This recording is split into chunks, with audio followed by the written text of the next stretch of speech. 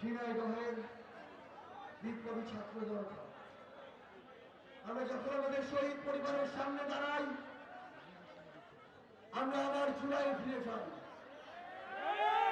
আমরা যখন আমাদের আহত যোদ্ধাদের সামনে দাঁড়াই, আমরা আবার জুলাইয়ে ফিরে যাই। আজ এই 25 জুলাইয়ে এই ঝিনাইদহের উন্মুক্ত মঞ্চে আমরা আবারও স্লোগানে 24 জুলাই ফিরে যেতে চাই। সবাই একসাথে আর একবার স্লোগানে প্রকম্পিত করতে চাই আমাদের এই ঝিনাইদহকে। আমরা সবাই কি ফ্ল্যাশ লাইট অন করবো?